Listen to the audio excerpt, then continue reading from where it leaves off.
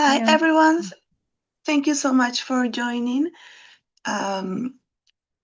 So we are here in the webinar Mainstreaming Gender in the Global Action Plan on Biodiversity and Health.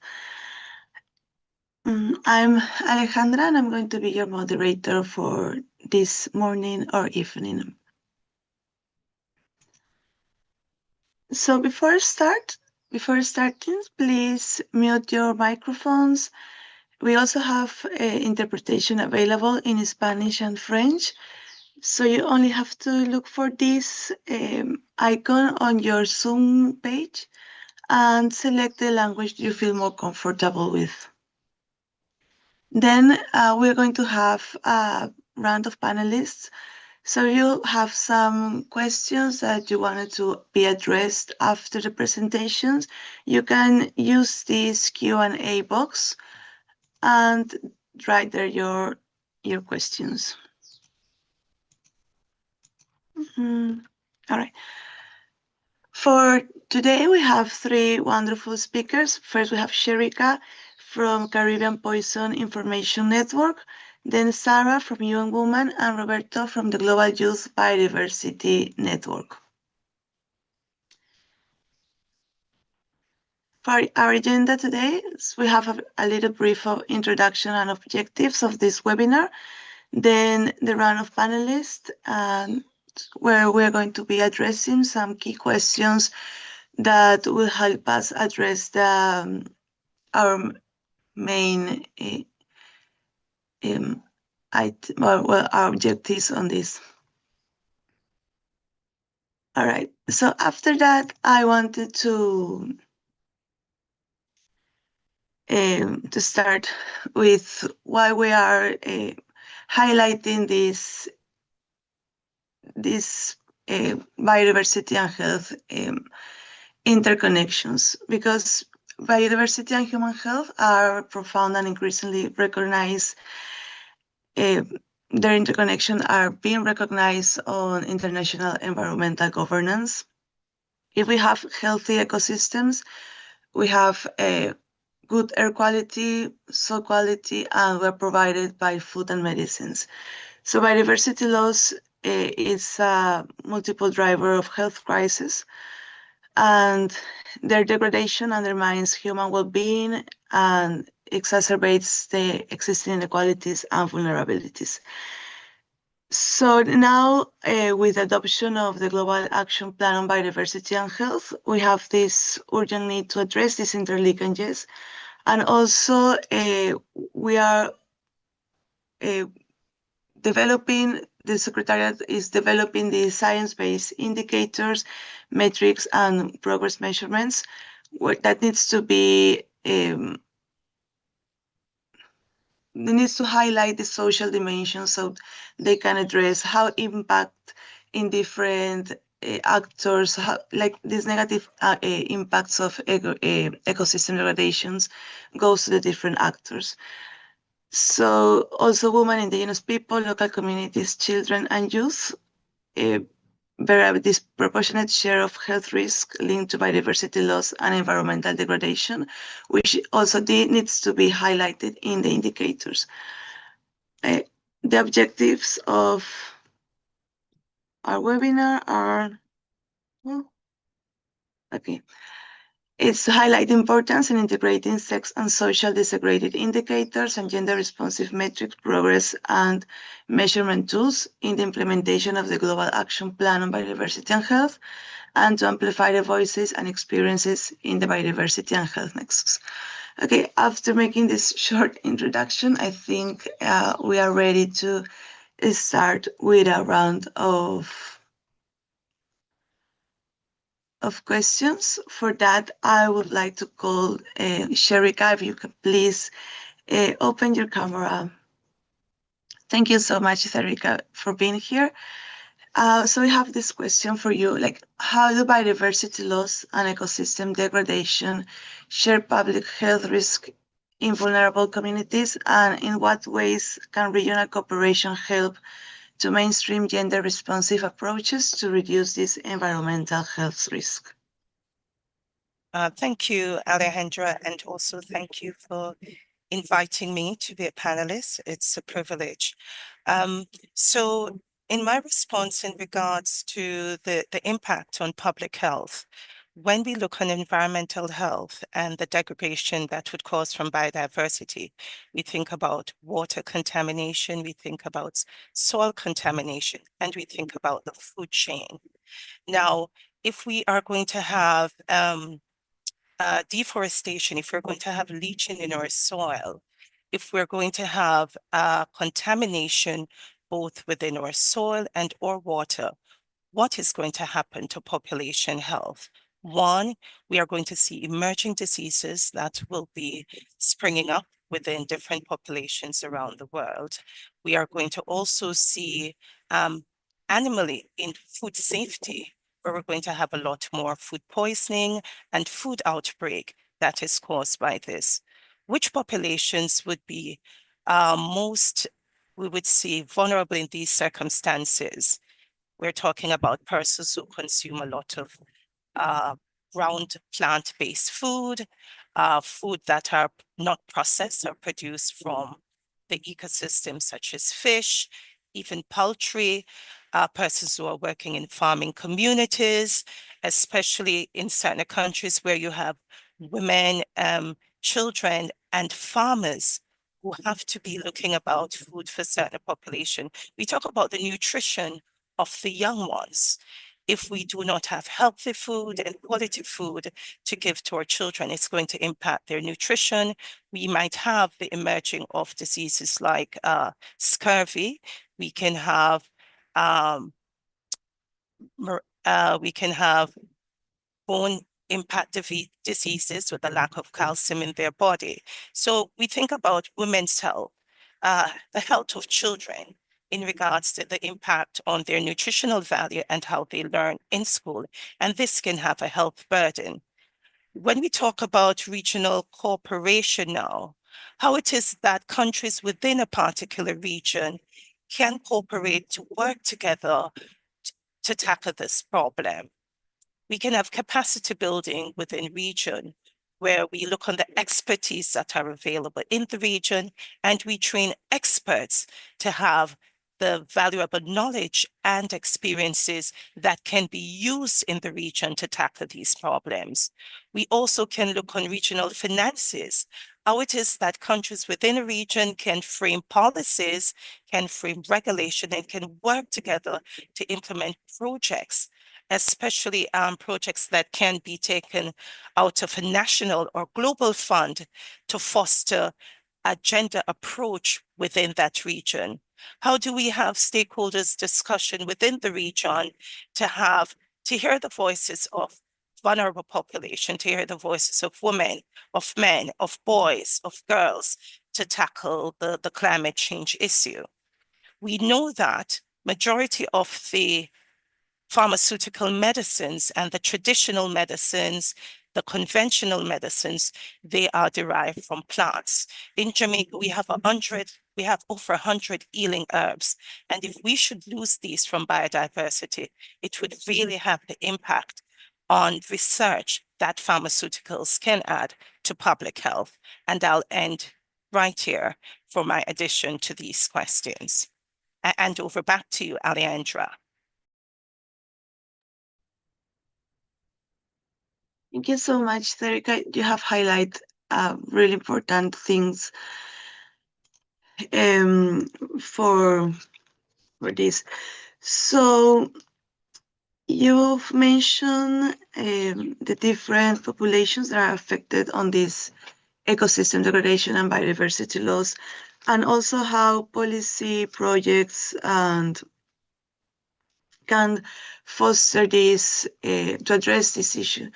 So for that, following that, so we can have this accurate policy or projects, we also need like indicators that reflect or that tell us who are these, how of these impacts are impacting each of these populations that we mentioned, that you mentioned. So for that, I want to answer that question, I want to call Sarah Duerto from UN Women. So she can tell us from UN Woman perspective how that has advanced this gender environment statistics. How can this use to strengthen the implementation of the Global Action Plan on Biodiversity and Health? Thank you so much, Ali, and thanks for having me. I have actually put together a brief PowerPoint. Let me try to share it because I think it'll be easier to see the examples, with graphs and so on. I think you should be able to see it now. So in order to use the data, really, I will walk you through some of the examples of the data that's currently available, and then how that links to the Global Action Plan, right? So, for instance, if we think about targets 1, 2, and 3 of the action plan, right, which are on reducing the loss, degradation, and fragmentation of wildlife habitats and the impacts of those on, the transmission of disease and so on between livestock and people. So, for instance, we conducted some analysis by integrating geospatial data with survey data, looking in Southeast Asia specifically at the correlations between for hotspots for forest loss, so where in the region the forests were disappearing faster, basically, overlaying that with the spread of malaria. And we see that there's a clear connection between the two, right? We also see that over the past few years, as you can see on the graph on the right, malaria prevalence rates in the region have increased. In there seems to be a correlation with that forest loss, right? So why this matters for gender? This matters because a lot of the malaria prevalence rates in this region are among children. And that means that women, for the most part, are going to be in charge of caring for children that have malaria, right? However, when we look at statistics on, and that's the graph on the bottom, right? When we look at statistics on the number of children that had fever that were taken to the doctor, we see that this is actually decreasing, meaning that more and more parents are choosing to keep their children at home, and that additional work burden tends to fall on women. Similarly, if we look at targets 4, 5, and 9, for instance, on the sustainable management of populations of wild species, right? And the effects that this has on food security, biomedical discoveries, and so on. Here we have some data, for instance, on forest degradation, right? Which can mean a reduction of forest area, but it can also mean a decrease in the biodiversity of each forest, right? We see that women are more likely than men to notice this degradation. But we also see that women are more likely than men to actually put some measures in place, right? For instance, alternate the grazing periods, the grazing locations, replant, repopulating, following, or selection of specimen, right? If you're collecting eggs, just not collect all the eggs of the same bird or something like that, right? So this data specifically that you see here is for Cambodia because it comes from national surveys, but we have implemented the surveys in numerous countries globally, and the picture is very, very similar across countries. For target 7, for instance, of the GAP, which is on pollution and the harmful effects on the health of people in ecosystems, right? We did some analysis by integrating, again, geospatial data with survey data, right? And we're able to look, and this is an example of Liberia on the left, but because I didn't want to include the maps from all the countries, right? But basically, we are able to look at the parts of the ocean that see higher levels of eutrophication. These are the red areas, right? So, well, chlorophyll abnormality is highest, right? And there is an overlap with the households or the clusters where the households are, where women in these coastal areas have the highest levels of anemia, which is the graph that you have on the right, right? So as you can see, the levels with high eutrophication or high chlorophyll A abnormality, those clusters are also the clusters that have the higher levels of anemia, right? Which basically showcases that as a result of eutrophication and the effect that eutrophication has on marine food webs, right? Some of these poor households in coastal areas that depend on fish so much for their diets are really seeing anemia, especially among women, because as a result of social norms and other issues, many women who don't have a lot of food in their households choose to eat less in favor of feeding other household members. On target 8 on climate change, actually there's so many links between climate change and different health concerns, right? That I just picked one, but we have a lot of data and a lot of analysis on this, right? So the graph on the left showcases the connection between aridity, increasing aridity, and increasing rates of child marriage, right? So in almost every region, with the exception of Latin America, and I'll explain why in a second, in almost every region, child marriage rates are higher in the parts of the same country that are more arid, right? The reason why this doesn't happen in Latin America is because we don't have data for some of the most arid countries of Latin America. Like we don't have data for Chile, for instance, or some of these countries that have really high levels of aridity. So all the countries for which we have data are relatively humid, so the picture is a little bit distorted, right? What happens if child marriage rates are higher? The adolescent birth rates are also higher, and you can see that on the graph on the right, right? Again, the more arid areas within a country are also the areas that have the highest adolescent birth rates. And this has very important implications for women's reproductive health, as well as, economic development, agency, and so on. On target 10 of biodiversity as a pillar of food security and nutrition, right? And the impact on pollinators and beneficial microorganisms of the soil and so on. Here I'm showcasing some analysis of use of pesticides, which we see is quite widespread. Again, this is data for Cambodia, but we have it for many other countries. And we see in general that men are more likely than women to use both pesticides, fertilizers, and even growth promoters. But they're also more likely than women to actually adhere to the label directions of the pesticide bottles, for instance, or maintain the pesticide equipment properly.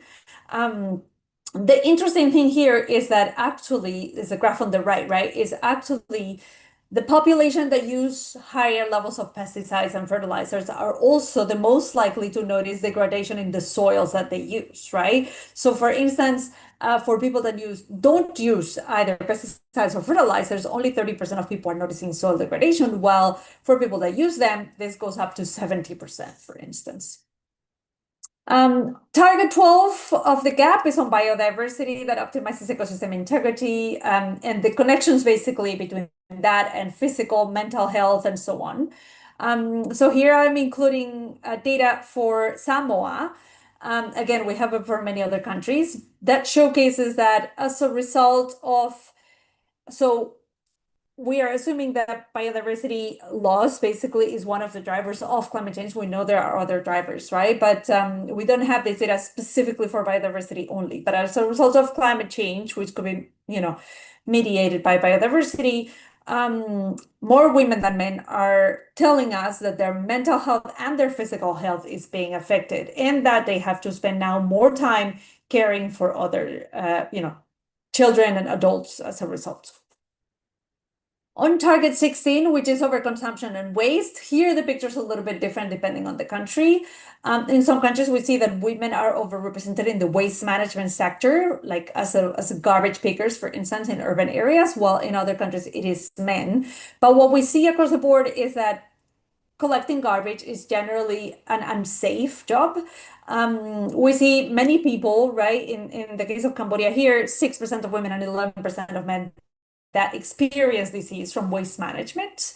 And this is even despite the fact that many of them do use some materials for waste management, right? So most people will have sacks and bags and baskets. Then men are more likely than women to actually have carts, bicycles, small motorized vehicles, gloves, protective equipment, and so on, right? Okay, so that's in terms of like how we, like what is the data that we have and how it relates to the gap, right? But we actually still have lots of data gaps. I won't go through all of this, but I've included this in case it's obvious for you to have, right? There's many of the targets for which we either don't have data or we do have some data, but it's inadequate, right? And again, some of the main data sources are gender and environment surveys, educational attainment data, OECD DAC data on finance, for instance, some administrative data, geospatial data, and so on. But generally for these targets, I feel like the data is not sufficient or not granular enough to be able to actually do the right analysis so that we can monitor progress on these targets just yet. And solutions to fill data gaps, right? So I would say that the fastest way to fill a lot of the data gaps for countries interested on collecting this data is really through specialized surveys. If you don't have a specialized survey on environment or gender and the environment, then that could be the fastest solution, right?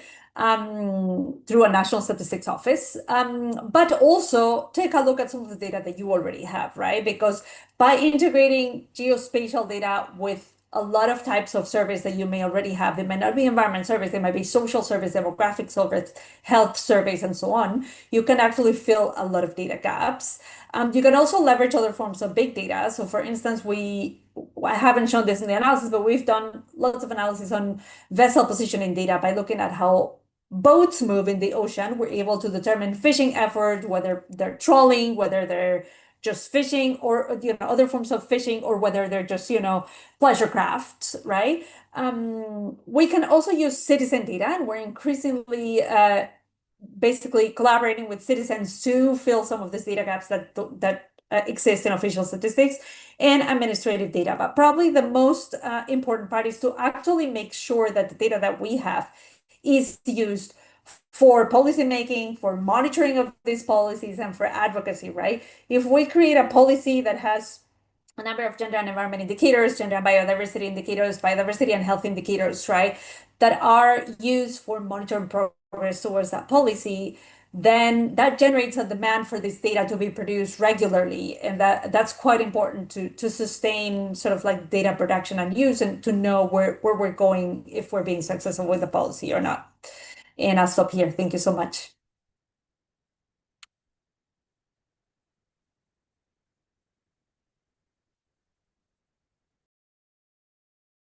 I'm sorry, I was on mute. And thank you so much, Sarah, for that presentation that really highlight all the things that we already have. The data, how can it be used to address targets on the global GBF, and how these are already gender sex differentiated. So I'm going to jump for our last panelist, to Roberto. He is the coordinator from Burundi Given chapter from the Global Youth Biodiversity Framework, which is the official constituency of youth of the Convention on Biological Diversity. So, Roberto, if you can turn on your camera, I wanted to ask, what kind of youth-related indicators do you think should be prioritized in the Global Action Plan on Biodiversity and Health? Roberto? Hi, Ali. I think Yeah. Robert was online. He was in the webinar, but I think we Oh, have lost him, I think. we lost him. Yeah. So he had a little bit of network issues. So let's wait for him to reconnect. And while we're waiting that, then I want to ask to Sherika and Sarah, now that we have heard their perspectives from regional cooperation and the communities, and also how the indicators are being, the UN Women indicators have been, UN Women has been developing these gender indicators and differentiate data to address these issues on health. So there's this need to integrate science-based gender and youth-responsive indicators. So I wanted to ask, from your perspective, what do you see as the most urgent step to ensure that these indicators are actually used by governments to drive inclusive and equitable action on biodiversity and health?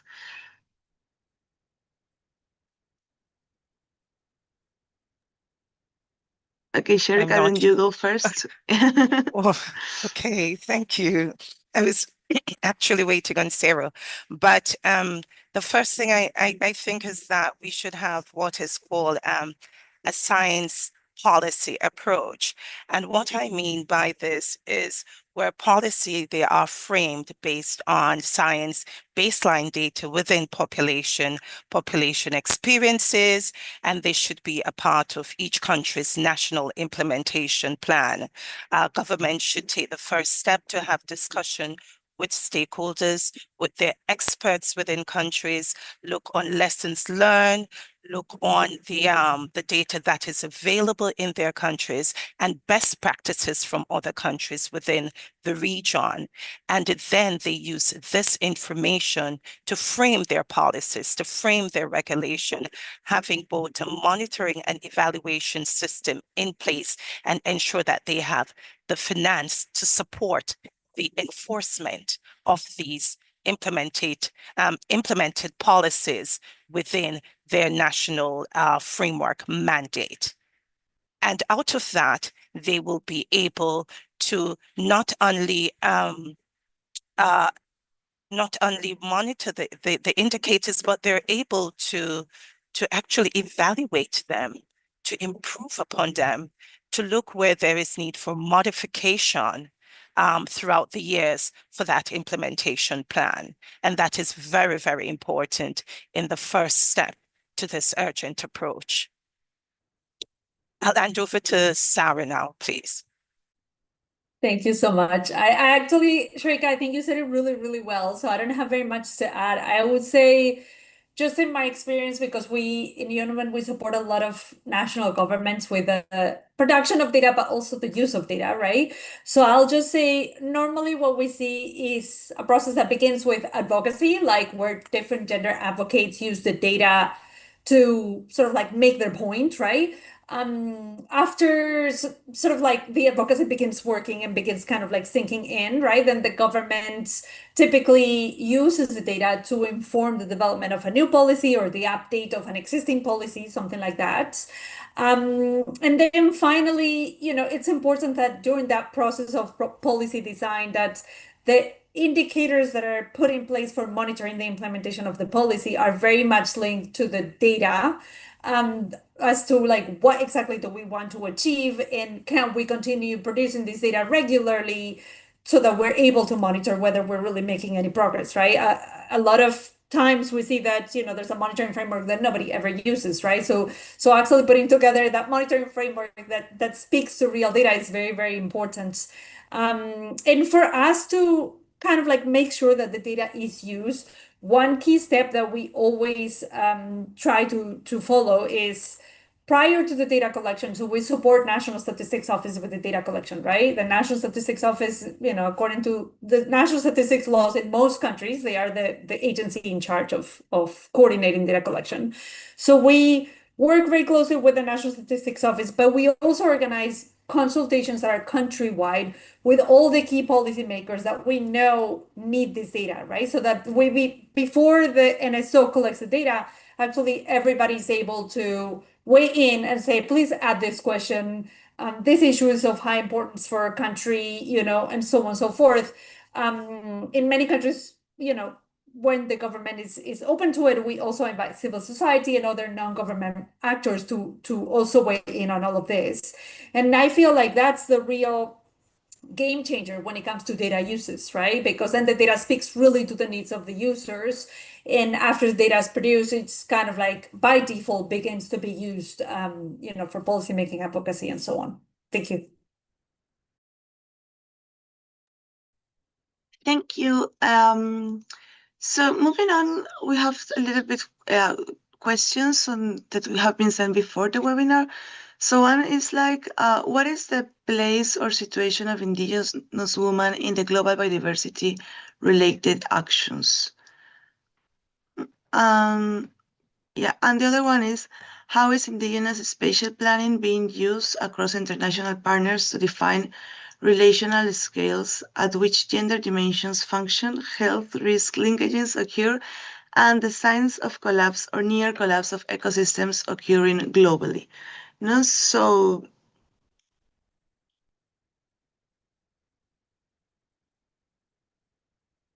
if you want, who is going to answer the question?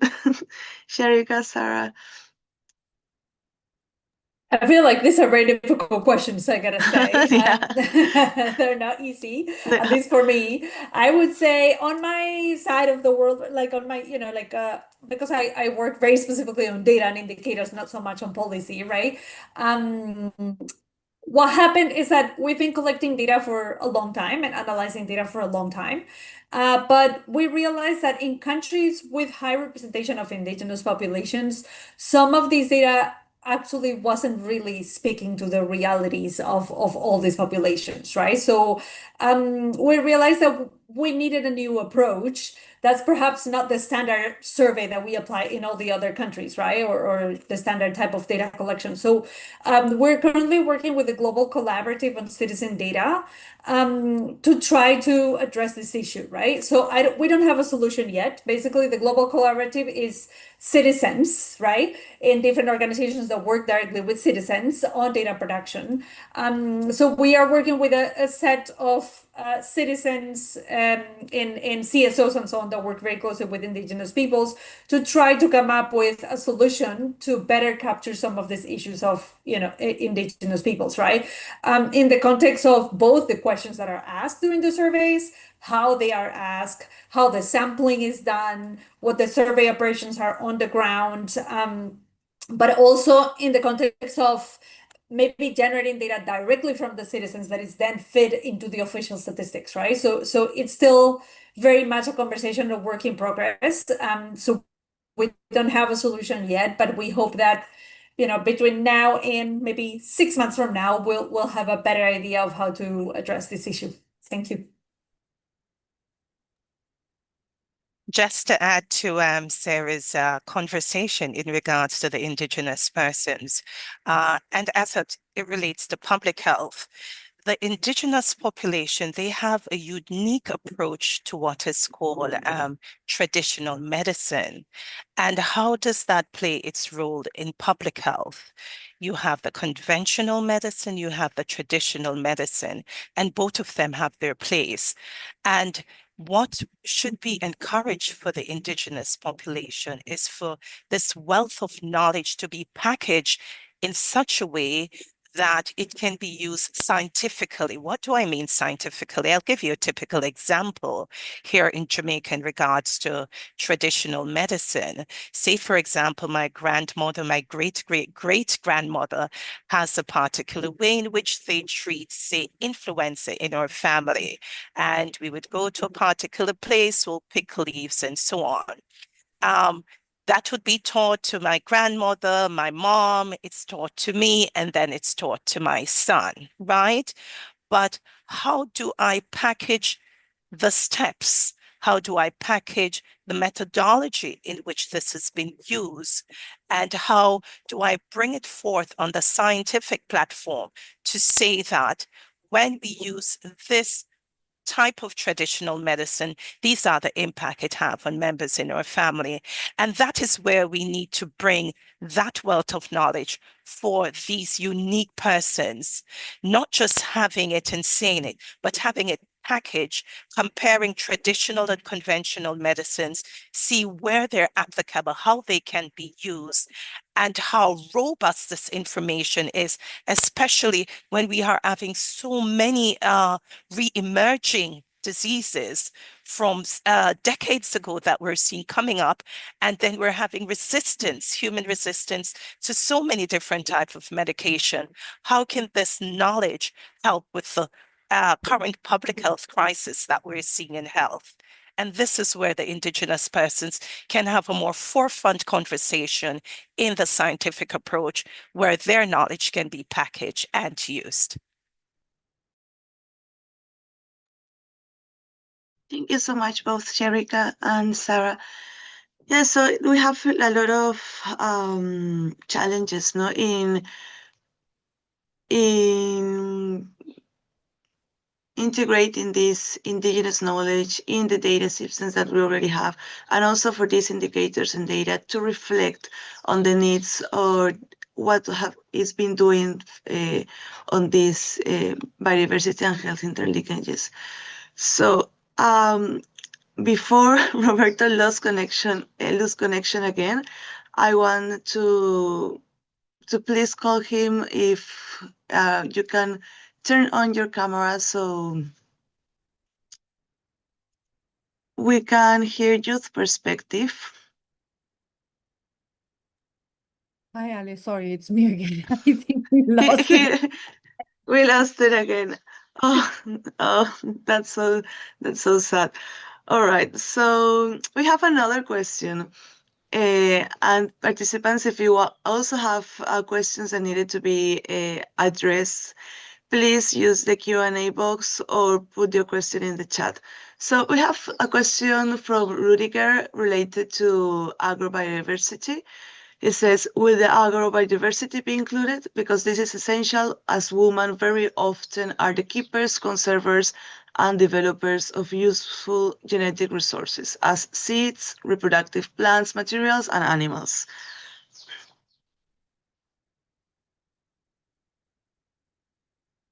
Sorry, can you repeat the question again? So I got the end part, but maybe not the beginning. Yeah. Sorry.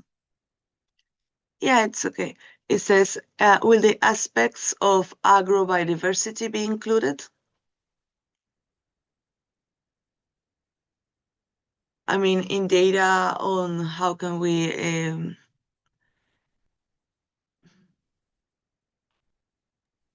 I'd say from the data that we currently have, but again, you know, I don't know if it's exactly the data that speaks to this question, right? That actually we see that it's mostly men that deal with seed selection, seed processing, seed, collection, and so on. So, for instance, when we collect disaster data or climate change data, right, and we ask people, in the past 12 months, have you experienced this particular issue, right? Have you experienced this drought or this flood, or, over a lifetime, have you experienced, sea level rise or whatever, right?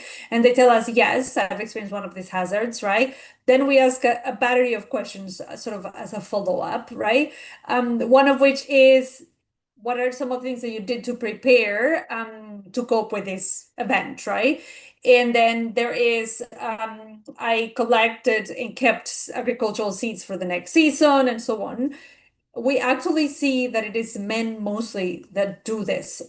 Most women would tell us that they do a lot of the food processing, which is also very important, obviously, for the health of the household, right? But men typically are the ones that do the seed selection. They do moving the animals to a safer place. They do things like covering the crops and so on. In most countries, these are activities that are dominated by men. In most countries that we have data, for now, right? Women, on the other hand, they'll move the children to a safer place, or like I said, they would process the food, things like that. So I think that in terms of preparedness, there's different approaches between men and women, but perhaps I'm not sure if this speaks specifically about the question, right? Perhaps I'm not understanding. Thank you. Okay. Sherika, do you want to To add to what Sarah yeah, said, to add because I'm looking at the question and I'm trying to interpret the question, and I'm wondering if the person that asked the question also talking about we're ensuring to preserve the quality of specific types of seeds. There's a lot of conversations about GMO, and for some countries, there are some particular food where if you don't preserve those seeds, it's a different quality that you get from the food. So my interpretation of the question, I'm thinking, is it that a part of this, the strategies that are going to put there, is it that we're going to ensure for the preservation of certain seeds that are used for food production? It talk about reproductive plant materials and genetic resources. Will this be a part of the indicators or the strategic approach? In my head, I think that's the question that has been asked. And maybe how will this be done? But I think it's a very important question. And this is something that we should look into, especially for the production of specific food within certain localities? How is it that we preserve certain seeds for food securities in these countries?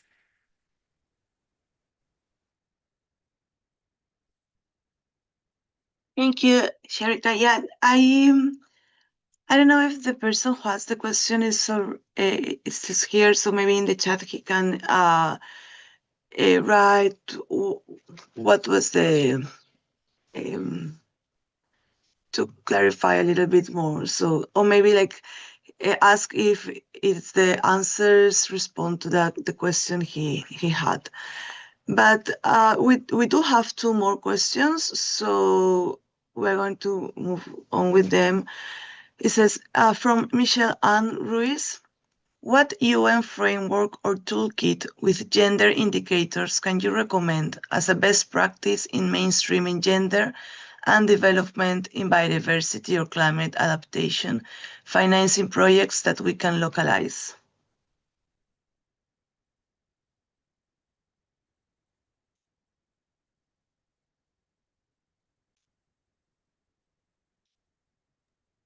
Actually, I mean, I can go first if you want, Sir Candace, you want to go first.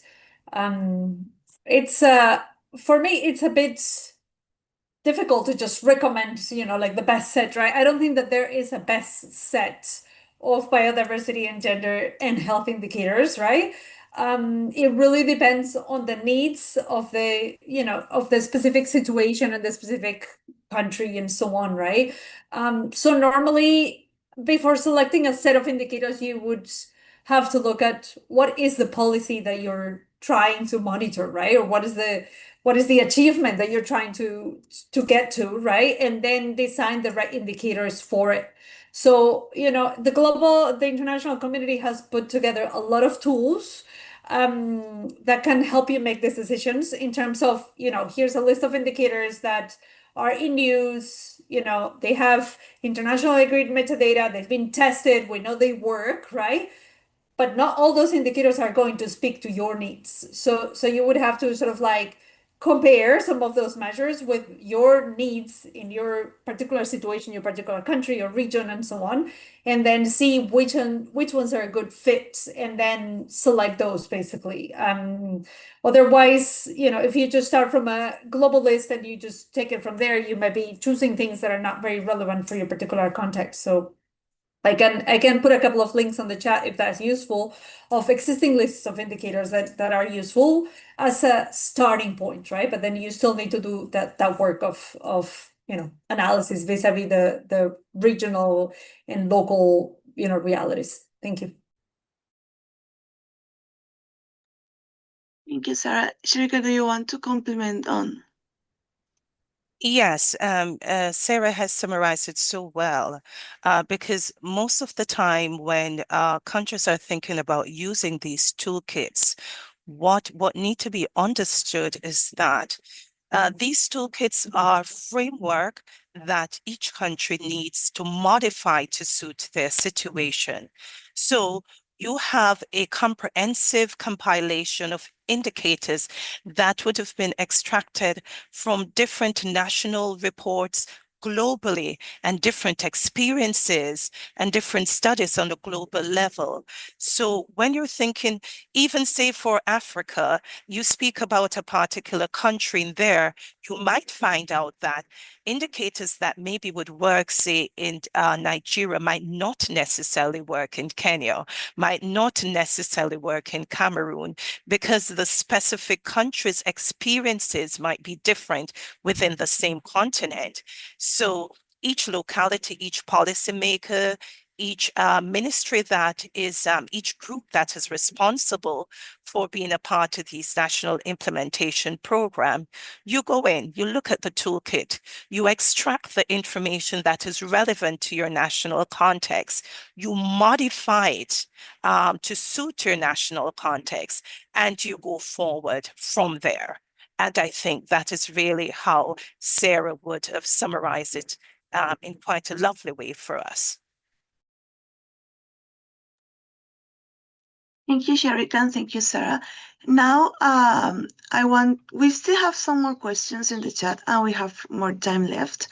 So I want to ask if Sumina Suba, you put a question in the chat.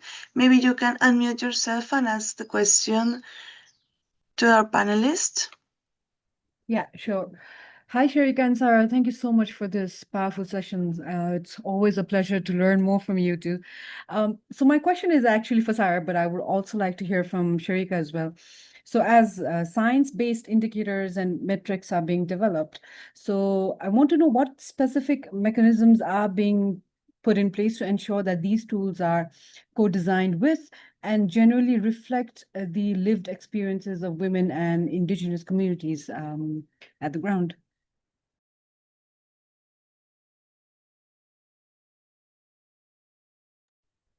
Thank you so much for this question.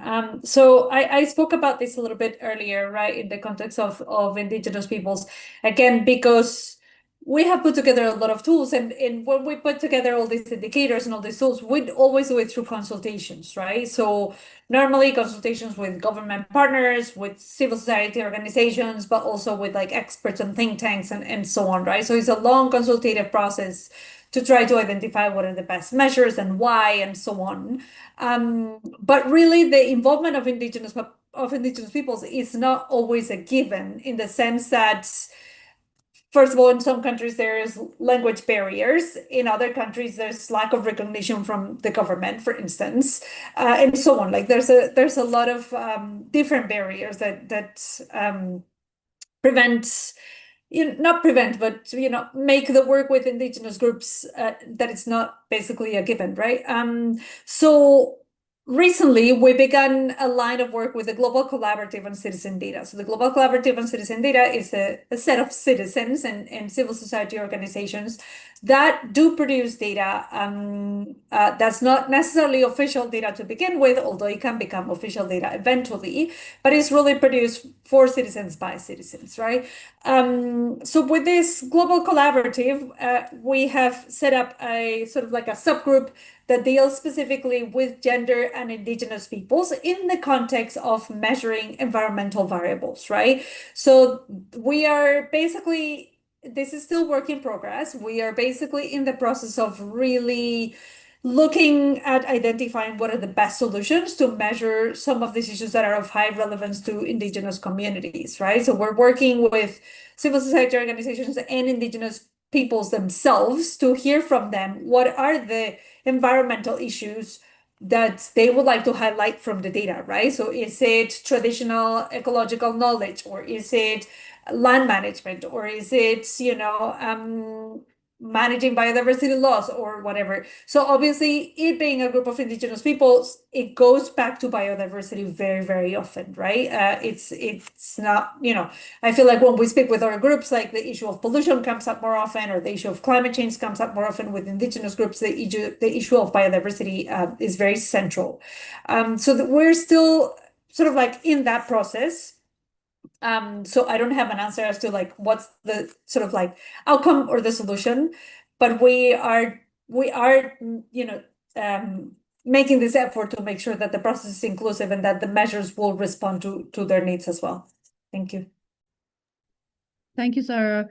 As long as our intentions and our motives are in the right place, I'm sure the path will open up as we go. And I just realized that I spoke really fast, so sorry, interpreters.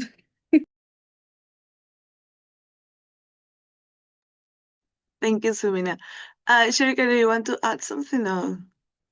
To complement what Sarah would have said, because Sarah mentioned some very important points about consultation, right? But then there's a flip to it in terms of the participation rates in consultation. And so it's very important that there's an understanding that while there are efforts for consultation, that consultation means that a person should respond to the consultation. So it's important for different groups, whenever consultations are being done, to be involved in the consultation and get a collective effort. So if all members of the group cannot be a part of the consultation, have a lead person that is a part of that stakeholder group that will collect all of this information. Numerous times you will hear that my voice has not been heard, or this has not been documented, where I have been a part of process where you send out consultation. And when you look on the response rate for the consultation, it is very appalling. So whilst there is consultation for your voice to be heard, for your issue to be a part of it, you must take part in the process of responding to the consultation, being a part of the meeting, and adding your voice to it. That is of utmost importance.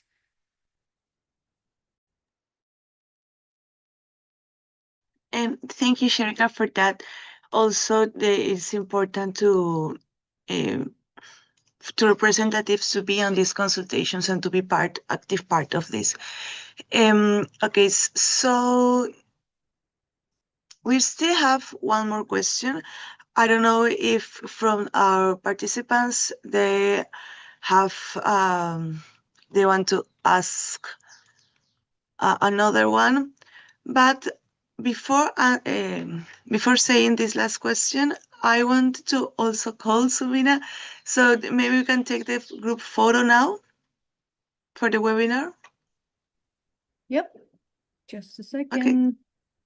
All right. So yeah. So if you can, all participants now turn on your camera. Thank you so much for joining us. We still have more questions to answer, but we want to take a picture of this moment. So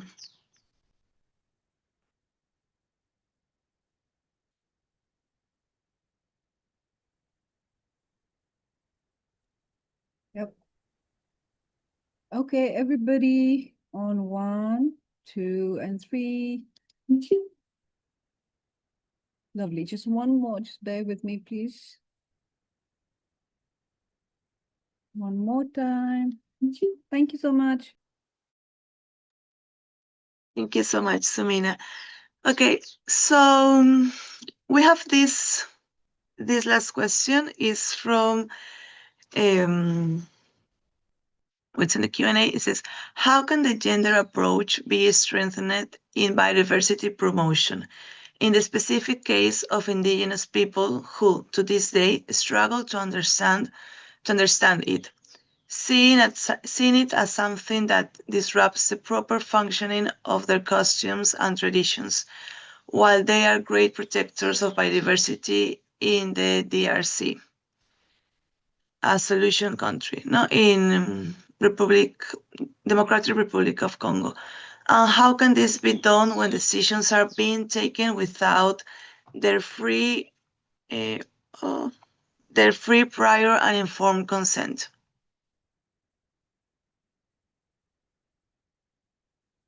I think this is a tricky question too.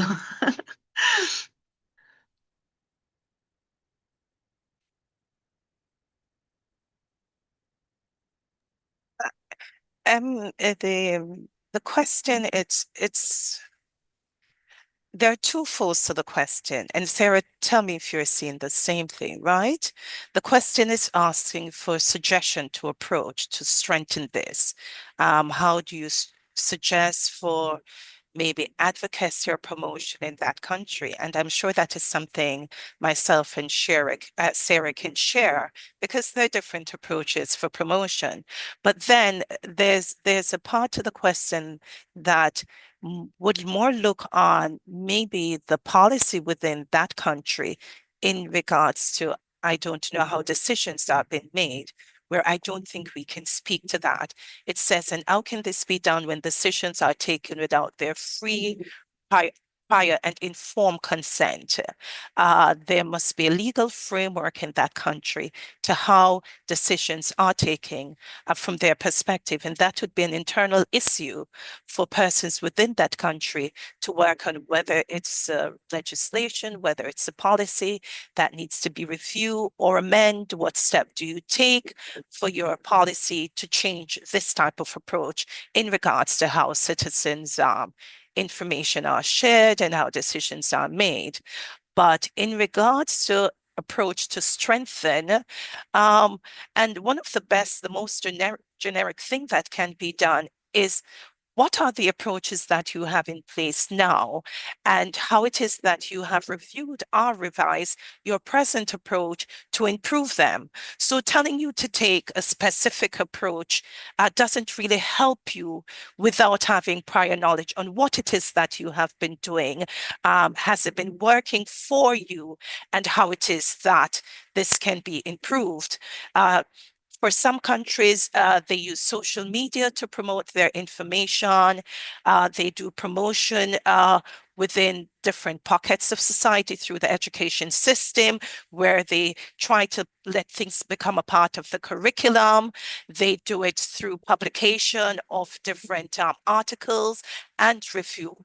What are the approaches that you use in your country? Are these approaches working? Which ones are working and which ones are not working, and how it is that the ones that are not working can be improved on. But there can't be a one-size-fits-all response to this, because we really don't understand the dynamics of what is happening in country. And so I'll ask Sarah to add to that for me. I think that's really perfect. I don't have much to add. I would just say, obviously, one thing that is quite impactful is laws in each country. And you very well said that there's different laws governing decision making in each of the countries, right? So obviously, if a country sets in place like a very sort of strong biodiversity protection law and enforce it properly, that's going to have really major kind of like effects, right? But how do you get to that point of deciding what's the best biodiversity law? It's a complicated process, and I don't think any single country has cracked this nut yet. So I think yeah, indeed, I think your response was very, very complete. I won't add anything else. Thank you.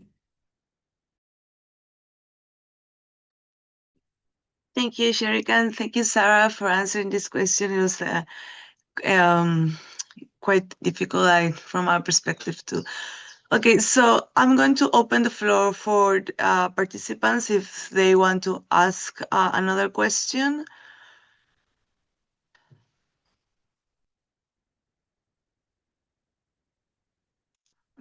So unfortunately, Roberto, he couldn't join us today because of network issues.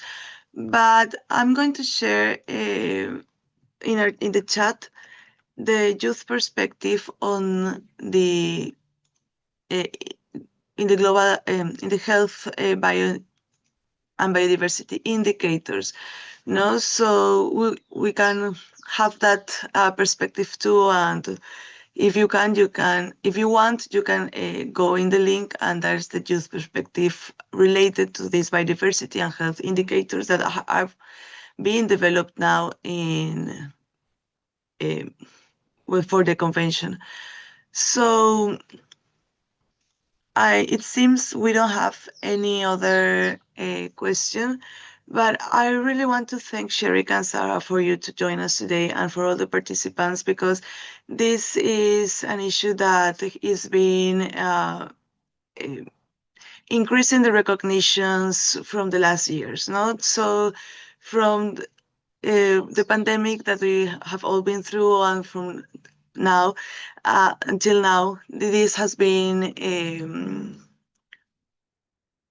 well, increasing how these interlinkages are really impact to our well-being, human well-being, and if we lose biodiversity loss and ecosystem degradation are moving forward like they are doing till now, this can impact us really to all the populations, especially for those who are depending on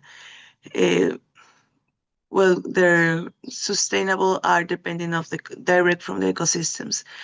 Okay, so after saying that, I don't know if Sherik and Sarah have any other reflections they want to share with our participants today related to this. No. It's okay.